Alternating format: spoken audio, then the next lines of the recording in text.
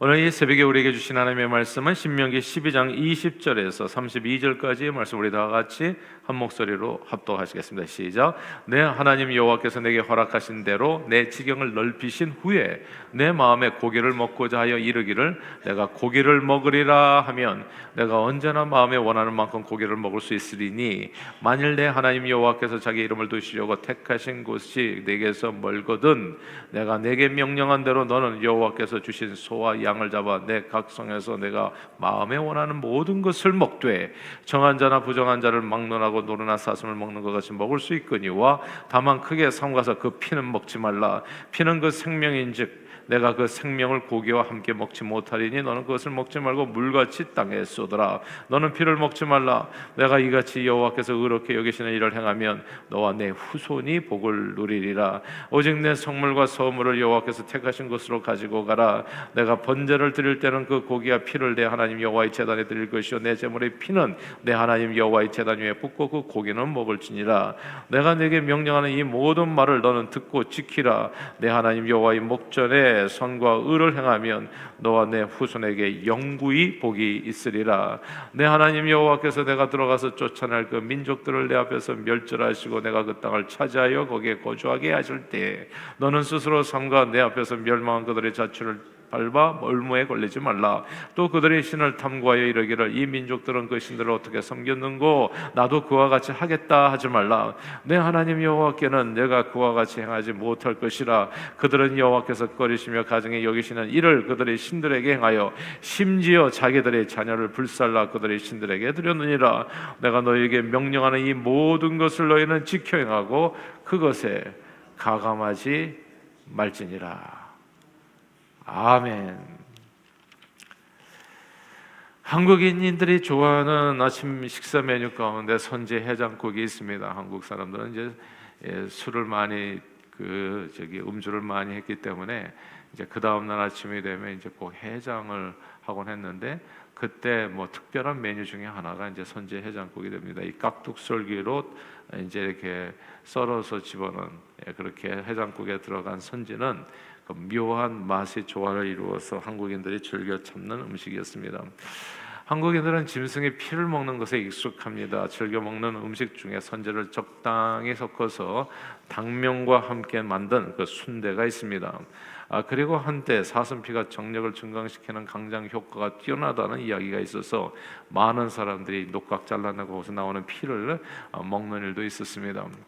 성경에 보면 난해한 구절들이 참 적지 않은데 그 중에 하나가요, 최초의 인간들인 아담과 하와에게 준 단 하나의 명령이죠. 동산 중앙에 있는 선악을 알게 하는 나무 열매를 먹지 말라.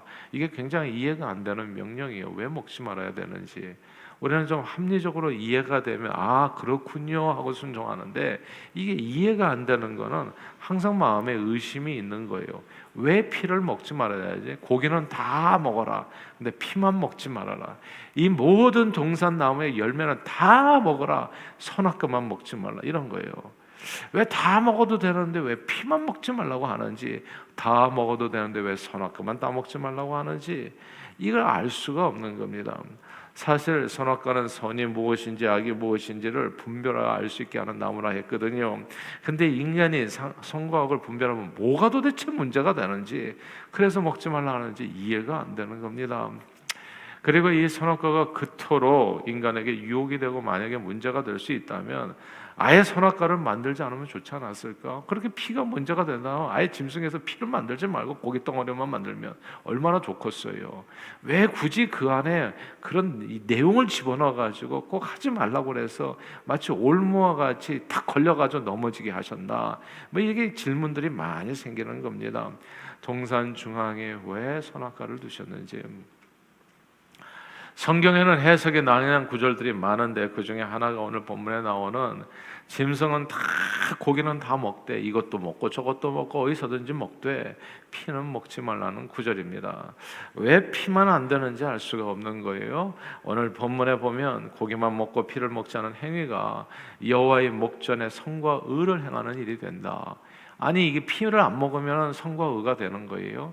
우리가 선이라고 하는 것을 생각할 때 뭐 남을 돕고 불쌍한 사람을 이렇게 돕고 말이지 가난한 사람을 돕고 뭐 병든 사람을 찾아가고 이걸 갖다 선한 일이라고 생각하고 물론 그것도 선한 일이겠지만 근데 여기서 얘기하는 피를 안 먹는 게 선한 일이 된다는 거죠. 그리고 이게 의로운 일이 된다는 거예요.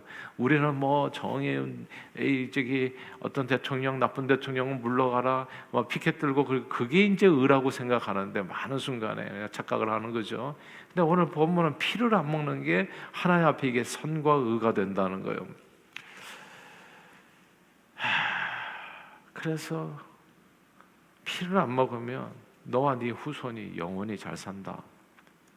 복되게 하리라는 말씀입니다. 학자들 간에 이제 이걸 해석하려고 이제 합리적으로 이해하기 위해서 짐승의 피를 먹으면 왜 안 되나? 피에는 뭐 기생충이 많지 않을까? 몸에 해로운 바이러스가 있어서 하나님께서 우리 건강을 끔찍하게 생각해 주셔서 피를 먹지 말라고 하신 거 아닌가? 이렇게 설명하는 사람이 있어요. 그런데 뭐 사슴피처럼 피를 그대로 먹는 사람, 뭐 그 사람들도 뭐 그렇게 크게 무슨 특별한 무슨 균을 담긴 그 잘못된 피를 외에는 정말 그 강장 효과가 뛰어나다는 것이 뭐 또 사실이거든요. 그리고 뭐 선제 해장국이나 뭐 순대를 먹고 죽었다는 사람 본 적 없고. 그러므로 이 성경으로 이 말씀을 풀면요. 피를 먹지 말라는 명령에는 우리가 이제 합리적으로 이성적으로 그저 인간적으로 생각할 때는 잘 이해가 안 되는데 성경은 그냥 이렇게 설명해. 그게 두 가지인데 첫째는 피에는 생명이 있기 때문에 먹지 말라. 그리고 두 번째는 피에는 속죄의 의미가 있어서 하나님 앞에 드리면 피 속죄의 의미가 있어서 먹지 말라. 그런데 이 해석도 피를 먹지 말아야 되는 이유가 되기에는 조금 어색하죠. 피에 생명이 있으면 먹으면 안 됩니까? 피에 속죄가 없으면 먹으면 안 되는 건가요? 예수님께서는 성찬식에서 이렇게 말씀하셨어요. 내 살을 먹고 내 피를 마시라.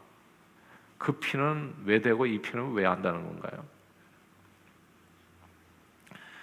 그래서 피를 먹지 말아야 되는 이유는 이렇게 해도 저렇게 해도 잘 설명이 안 되는데요. 오늘 본문에 그 얘기를 딱 설명해 주는 내용이 나와요. 요걸 마음에 새기십시오. 성경의 난해한 구절은 딱 이 말씀 하나 딱 대입하면 그냥 다 돼요. 난해한 구절은 이렇게 순정하는 건데 오늘 본문 여기 신명기 12장 28절을 읽겠습니다. 신명기 12장 28절 읽습니다. 시작. 내가 내게 명령하는 이 모든 말을 너는 듣고 지키라. 내 하나님 여호와의 목전에 선과 의를 행하면 너와 내 후손에게 영구히 복이 있으리라. 아멘. 여기에서요 선과 의가 뭐라고요? 내가 명령하는 이 모든 명령을 지켜 행하는 것이 여호와의 목전에 선과 의가 된다고요. 그러니까 인간의 선과 의는 우리가 생각하는 형태가 아니에요. 내가 이해하는 선과 의가 아니라 하나님의 말씀에 순종하는 게 하나님 앞에는 선입니다. 하나님의 말씀에 순종하는 게 하나님 앞에 믿음으로 순종하는 게 그게 하나님께는 의로 여기시는 행위가 되는 거고요.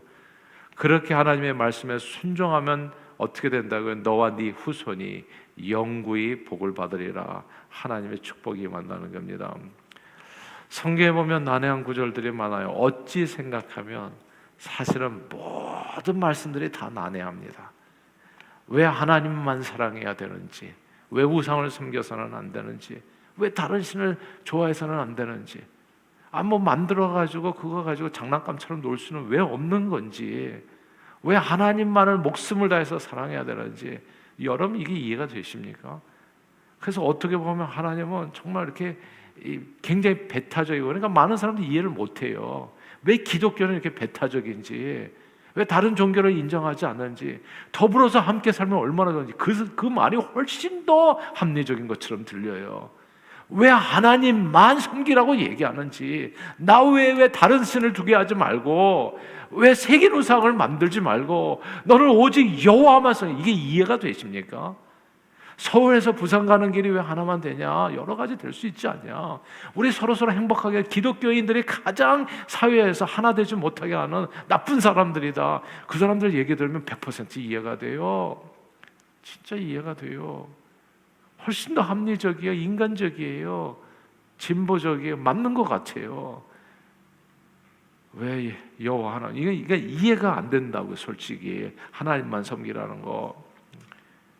왜 좋아하는 사람만 좋아하고 싫어하는 사람은 싫어하면 안 되나? 미워하지 말라, 형제에 대해서 욕하지 말라, 원수도 사랑하라. 이게 무슨 말이냐고요. 원수를 어떻게 사랑합니까? 왜 원수를 미워하면 안 되는지, 왜 믿지 않은 자와 멍에를 같이 말아야 되는지. 그러니까 이게 결혼에 대한 얘기거든요. 그러니까 이런 거 순종 안 해요, 솔직히. 다 그냥 자기 소견에 오른 대로 결혼하고 그렇게 살지. 하나님의 말씀을 누가 순종하면서 사냐고요, 솔직히. 오늘날 제대로 주일 성수를 왜 해야 되는지. 그러니까 이렇게 저렇게 빠져나잖아요. 이건 이유만 되면, 항상 사람들은 기회가 되면 그리고 대수롭지 않게 생각하잖아요. 그게 뭐가 그렇게 중요하냐고. 그러니까 사실 11조도 마찬가지. 맨날 질문하잖아요. 11조 이해가 안 되는 거예요. 저도 솔직히 이해는 안 돼요. 11조 이해하려면 이렇게 우리가 끼워 맞출 수 있는, 항상 옹색한 거예요. 왜 피채 먹어서는 안 되는지, 왜 선악과를 따먹어서는 안 되는지, 이게 다 똑같은 내용이에요. 왜 부모를 공경해야만 하는지. 그러니까 애들 말을 안 듣잖아요. 심지어 교회 다니는 애들도 말을 안 들어요. 그러니까 교회에서 뭘 그냥 이건 다 참고를 할 뿐이에요. 근데 선과 의라고 하는 것은 하나님의 말씀에 순종이, 하나님이 그게 하나님께서 보실 때는 그게 선이에요. 그리고 그게 의고. 근데 이거를 설명해서 이해해서 하려고 하면 그냥 해석이 다 옹색해지는 거예요. 근데 예수님이요, 40일 금식한 다음에 사단마귀가 와서 돌을 떡으로 만들어 먹으라 했을 때 주님께서 그 사단마귀 유혹을 이렇게 물리칩니다. 기록되었으되 사람이 떡으로만 사는 것이 아니야 하나님의 입으로 나오는 모든 말씀으로 살 것이라. 사단의 유혹을 물리쳤어요. 하나님의 입으로 나오는 모든 말씀으로 산다. 이게 하나님 앞에 선이요 의인 겁니다. 이걸 이해해서 따라가는 게 아니에요. 하나님의 입에서 나오는 모든 말을 어떻게 사람이 이해할 수 있겠어요? 전지전능하시고 무한하신 하나님의 말씀을 유한한 인간이 다 이해할 수 있겠습니까? 보세요. 5살짜리에게 대학원 다니는 사람이 오늘 이 세상 돌아가는 이치에 대해서 5살짜리에게 설명한다면 이해가 되겠어요, 그 아이가? 아니, 부모가 얘기하는 이야기를 5살짜리가 이해가 하겠냐고요. 그러니까 5살짜리가 살 수 있는 길은 유일하게 하나예요. 부모가 얘기하는 대로 순종하면서 따라가는 거. 야, 이 화로가 뜨거우니까 그거 만지지 말라. 가까이 가면 네 손 딘다. 부모가 얘기해 준다고요. 그 아이가 그게 이해가 되냐고요. 화로를 만지면 내가 왜 문제가 되는지. 그래서 엉금엉금 기어서 그걸 만지러 기어이 가잖아요. 근데 그 아이는 이해가 안 돼도 부모 말을 순종하면 사는 거예요. 부모 말 들으면 자다가도 떡이 생기는 거예요. 근데 이해가 안 된다고 안 순종하지 않으면 어떻게 되겠어요? 근데 우리와 하나님 사이의 관계가, 아니 대학원 생하고 5살짜리하고 이 정도밖에 안 되겠어요? 훨씬 더 그 갭은 큰 거죠. 그러니까 하나님께서는 제발 말에 순종하면서 살라. 이해가 안 되더라도. 그게 사실은 믿음인 겁니다. 우리가 전지전능하시고 무한하신 하나님의 말씀을 유한한 우리 인간이 정말 대학원생의 이야기를 5살짜리가 이해도 못하는데 우리와 하나님 사이가 대학원생과 5살짜리밖에 안 되겠어요. 그러니까 무한하신 그 하나님의 말씀을 어떻게 우리가 이해하겠냐고요. 그 말을 우리가 고개를 끄덕이면서 알아듣겠습니다, 그렇게 얘기하는 게 더 이상한 거죠, 사실은. 사울왕은 아말렉과의 전투에서요, 사무엘 선지자를 통해서 주어진 아말렉을 다 멸하고 전리품을 하나도 챙기지 말라, 이 하나님의 말씀이 이해가 안 됐어요. 양이나 염소 같은 짐승이 도대체 무슨 죄가 있기에 그 아까운 전리품들을 다 살처분해야 된다는 게 너무너무 이해가 안 되는 거예요. 이해가. 그래서 순종을 안 했어요. 자기가 이해할 수 있는 부분만 순종했어요. 그리고 살찐 양들은 남겨두었고, 왜 그리 했느냐는 사무엘의 추궁에 하나님께 제사 드리기 위해서 남겼다고 변명합니다. 어찌 보면 사무엘을 통해서 주어진 하나님의 말씀은 억지 같은 느낌이 들고 사울왕이 훨씬 더 합리적인 생각을 하는 사람처럼 보여요. 합리적이에요. 그러나 사무엘 선지자는 사울왕에게 이렇게 전합니다. 여호와께서 번제와 다른 제사를, 그의 목소리를 청종하는 것을 좋아하신 같이 좋아하시겠습니까? 순종이 제사보다 낫고 듣는 것이 수령이 기름보다 나으니 이런 거역하는 것은 점치는 것 같고 완고한 것은 사신 우상에게 절하는 죄와 같습니다. 왕이 여호와의 말씀을 버렸으므로 여호와께서도 왕을 버려 왕이 되지 못하게 하시나이다. 이게 되게 중요한 게요, 왕이 무엇을 버렸다고? 여호와의 말씀을 버렸으므로. 그러니까 이게 여호와의 말씀을 이해하고 따르는 게 아니더라고 보니까요. 그게 제가 1, 2, 3대 얘기하잖아요. 애들 말 안 들어요. 1, 2, 3대. 그게 이해가 안 되니까 내가 왜 같은 교회를, 무슨 소리를 하는 지금 이 시대에, 그냥 가고 싶은데 가요. 다 진짜 부모 말은 1도 안 들어요. 그리고 또 부모도 그렇게 하는 게 하나도 이상하지가 않아. 솔직히 말하면 나도 그렇게 안 들었으니까. 자기도 불순종하면 불순종을 대로 물려주는 거예요, 사실은.